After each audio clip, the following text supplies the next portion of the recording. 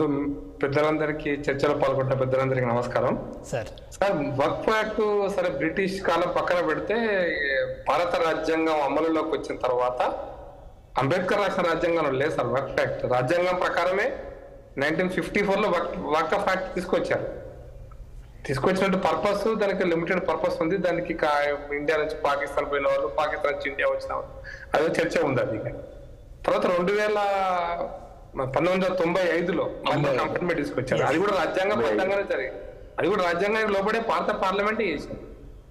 తర్వాత 2013లో అమెండ్మెంట్ తీసుకొచ్చారు. అది కూడా భారత రాజ్యాంగానికి లోబడి భారత పార్లమెంట్ చేసింది. 2023 యాక్ట్ కూడా భారత రాజ్యాంగానికి లోబడి భారత పార్లమెంటే చేస్తుంది. దానికి హల్లాగుల్లా ఏముందండి? రాజ్యాంగం ప్రకారమే జరుగుతుంది. రాజ్యాంగానికి అతీతంగా ఏది జరిగినా కోర్టు ఒప్పుకోదు కదా. రాజ్యాంగానికి భిన్నంగా ఏది చేసినా, ఏ చట్టం చేసినా కోర్టు ఒప్పుకోదు.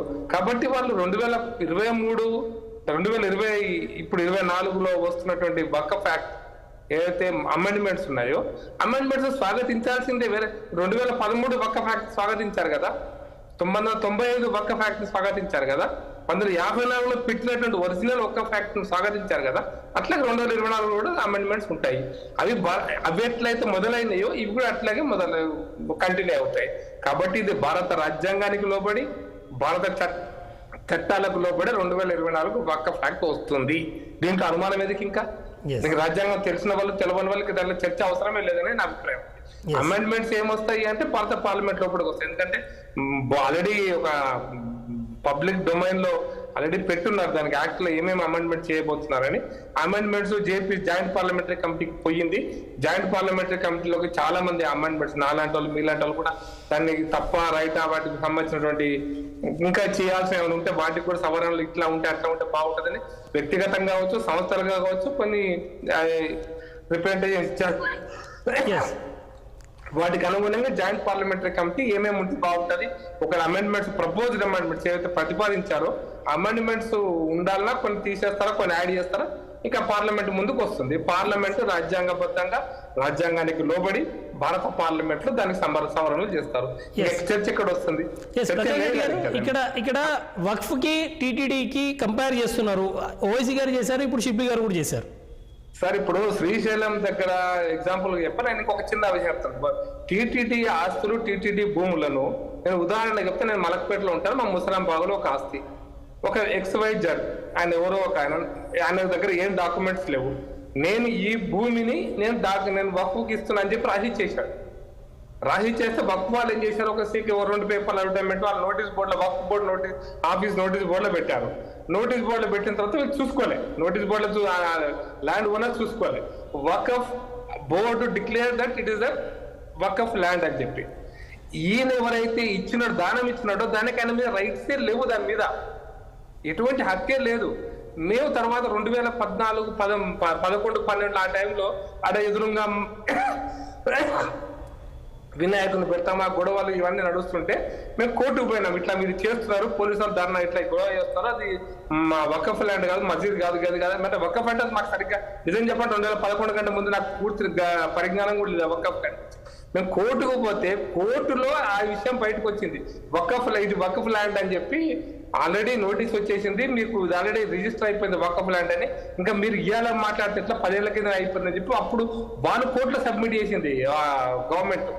అప్పుడు మాకు కళ్ళు తెలిసిన, ఓహో ఇది కాదు కదా, ఇది పలానా ప్రాపర్టీ కదా, దానికి ఇట్లా ఉంది కదా అని అప్పుడు వచ్చింది. అంటే నేను చెప్పాల్సిన సారాంశం ఏంటంటే, ఎవరైనా సరే ఎవరి ప్రాపర్టీని అయినా సరే ఇది వక్ఫ్ ల్యాండ్ అని నాకు రైట్స్ లేకపోయినా నేను వక్ఫ్ ల్యాండ్కి వక్ఫ్ బోర్డుకి ఇచ్చుకోవచ్చు. వక్ఫ్ బోర్డు డిక్లేర్ చేస్తుంది, వాళ్ళ ఓన్ మెథడ్ డిక్లేర్ చేస్తారు. అయితే ఇది డిక్లేర్ చేసిన తర్వాత సపోజ్ నాది ప్రాపర్టీ అది, కానీ ఎవరో ఇచ్చేసాడు, అల్లుడు అత్త సంబంధుడు దాని ఇచ్చేసాడు. అయితే ఇప్పుడు నేను ఏం చేయాలంటే, నేను కోర్టుకు పోయి ఇది నా ల్యాండ్, ఇది నాదే నా ప్రాపర్టీ చెప్పి నేను ఎస్టాబ్లిష్ చేసుకోవాలి. వక్ఫ్ ల్యాండ్ కాదు, ఇంకొకరు కాదు, వక్ఫ్ బోర్డు కూడా కాదు, నేను ఎస్టాబ్లిష్ చేసుకోవాలి.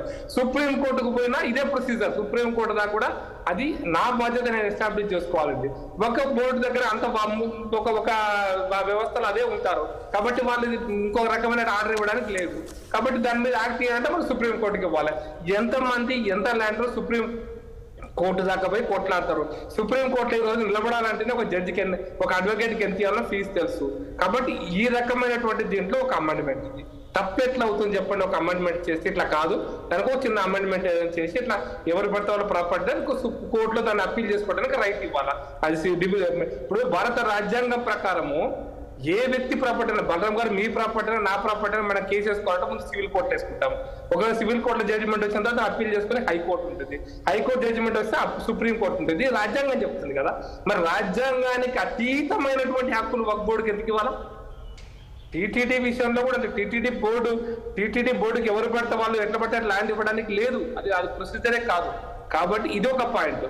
రెండో పాయింట్ ఏంటంటే ఇప్పుడు వారు మనకు చెప్తున్నారు, నిజం చెప్పాలంటే ఒక పాయింట్ చెప్తారు. 2013లో ఢిల్లీలో భారత ప్రభుత్వం ఒక మతోన్మాదమైనటువంటి కాంగ్రెస్ ప్రభుత్వాన్ని పదవి ఉపయోగిస్తుంది.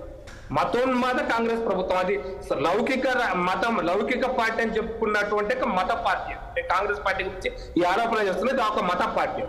ఆ పార్టీ 123 ప్రాపర్టీస్ ని వక్ఫ్ హ్యాండ్ ఓవర్ చేసింది 2013లో, జస్ట్ బిఫోర్ మోడీ గవర్నమెంట్ వచ్చాకంట ముందు. ఎందుకు వేసింది? అట్లా ఈరోజు మనం చూస్తున్నాం. ఈవెన్ సుప్రీంకోర్టులో తాజ్ మహల్ కూడా వక్ఫ్ ల్యాండ్ అంటున్నారు. లేకపోతే ఇంకా దేశంలో ఇప్పుడు మా తమిళనాడు గవర్నమెంట్, తమిళనాడు ప్రాంతంలో ఒక 1500 ఎకరాలు, ఈవెన్ కర్ణాటకలో కొన్ని 1000 ఎకరాలు. ఇది ఎవరికి ఎట్లా ఇస్తున్నారు, దానికి వక్ఫ్ ల్యాండ్ ఎట్లా డిక్లేర్ చేస్తున్నారు, దీని వెనక జరుగుతుంది. ఇప్పుడు వక్ఫ్ ల్యాండ్ నా పంట పొలాన్ని వక్ఫ్ ల్యాండ్ డిక్లేర్ చేస్తే నేను సుప్రీం కోర్టు పోయి కొట్టాడాలి. ఈ భూమి నాది అని నేను ఎస్టాబ్లిష్ చేసుకున్న ప్రయత్నం నేను చేయాలి. నా కష్టం నేను పడాలా. ఇది దీంట్లో అమెండ్మెంట్ చేస్తే తప్పేంది రాజ్యాంగం ప్రకారం అనేది నా ప్రశ్న. కాబట్టి ఏది పడుతుంది, ఒకప్పుడు అంటే 54లో ఎవరైతే వెళ్ళిపోయినారో ఆ ప్రాపర్టీస్ లో వకఫ్ కింద ఇవ్వాలనుకున్నటువంటి దాన్ని ఈ రోజున మీరు ఇంత ముందు ప్రోమోలో చెప్పారు 8 లక్షల ఎకరాలకు ఎట్లా పెరిగింది అంటే నేను చాలా స్పష్టంగా టీటీడీకి అయితే ఎవరైనా దానం ఇస్తే ఆ దానం ల్యాండ్ టీటీడీ ట్రస్ట్ తీసుకుంటుంది. మరి ఇది కూడా దానం ఇచ్చినట్టు ఎవరి సొమ్మైనా దానం ఇవ్వచ్చా? టైటిల్ ప్రూవ్ చేసుకుని దానం ఇవ్వాలా? ఇది ప్రశ్న కదా. ఇప్పుడు నా భూమి నేను టైటిల్ ప్రూవ్ చేసుకునేది నాదేనండి ప్రాపర్టీ బలరాం గారు అంటే నా ప్రాపర్టీ నేను వక్ఫ్ దానం ఇచ్చుకుంటే దట్ ఈస్ నా వ్యక్తిగత అంశం అది. కానీ ఎవరి భూమినైనా ఎవరైనా దానం ఇచ్చుకుంటే దాన్ని కొట్లాడాల్సిన బాధ్యత మళ్ళీ ఇంకొక నాకు వస్తుందా? నా భూమిని ఇంకొక దానం ఇచ్చాడు.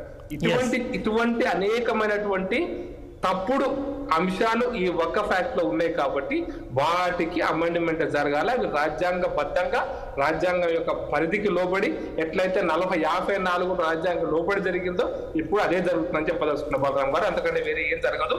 దీని మీద విమర్శిస్తున్నారు అంటే అది మత కోణంలో తప్ప, నేను మళ్ళీ స్పష్టంగా చెప్తున్నా, మత కోణంలో తప్ప ఇంకొకటి కాదు. రాజ్యాంగానికి హక్కు ఉంది, మత కోణం అట్లాగే. నేను ఇంకొక ప్రశ్న పెద్దలకి చర్చ కూడా మీకు చూసే వ్యూవర్స్ కూడా, బలరాం గారు తెలంగాణ రాష్ట్రంలో ఎండోమెంట్స్ ల్యాండ్ ఉంటాయి. నేను చిన్న ఇంట్రెస్టింగ్ పాయింట్ చెప్తా. ఎండోమెంట్స్ ల్యాండ్ లో ఏ పబ్లిక్ యాక్టివిటీ, ఏ ప్రజా ప్రయోజనాల కార్యక్రమాలు చేసినా, నేను మళ్ళీ రోడ్ వేసినా, ఒక సబ్ స్టేషన్ కట్టినా, లేకపోతే ఒక స్కూల్ కట్టినా దానికి కంపెన్సేషన్ కూడా దేవాలయం ట్రస్ట్కి ఇవ్వరు. నేను చాలా స్పష్టంగా చెప్తాను. ఆ కంపెన్సేషన్ కూడా దానికి ఏవైతే ఇప్పుడు నా పక్క భూమి నాది, పక్క భూమిలో నాకు 5 లక్షలు ఇచ్చిరండి, కానీ దేవాలయ భూమి ఉందనుకోండి దాని పక్కనే అక్కడ రోడ్ వేస్తున్నారు. ఆ దేవాలయ భూమికి ఎటువంటి కంపెన్సేషన్ ఇవ్వరు. ప్రభుత్వ ప్రజా ప్రయోజనాల కోసం తీసుకోవచ్చు. అట్లా ఎన్ని వేల ఎకరాల దేవాదాయ ధర్మాదాయ భూమి తెలంగాణలో బయటికి పోయింది. నెంబర్ 2 అసలు ఎండోమెంట్స్ అనేటువంటి ఉంది కదా, ఈ మొత్తం భూమి అంతా ఎండోమెంట్స్ కింద ఉంది కదా. ఎండోమెంట్ డైరెక్ట్ గా ప్రభుత్వం కంట్రోల్ చేస్తుంది, మరి వక్ఫ్ యాక్ట్ ఏమో ప్రైవేట్ సిస్టమ్ కంట్రోల్ చేస్తుంది. దీన్ని ప్రశ్నిస్తే దీన్ని అమెండ్మెంట్ జరుగుతుంది. కొన్ని చిన్న అమెండ్మెంట్స్ చట్ట ప్రకారం న్యాయస్థాన పరిధికి లోబడి న్యాయస్థానాలకు అనుగుణంగా జరుగుతుంది. నేను జస్ట్ అర్థం కావడం కోసం చెప్పిన ఈ విషయాలు. షేక్ బాజీ గారు చెప్పండి.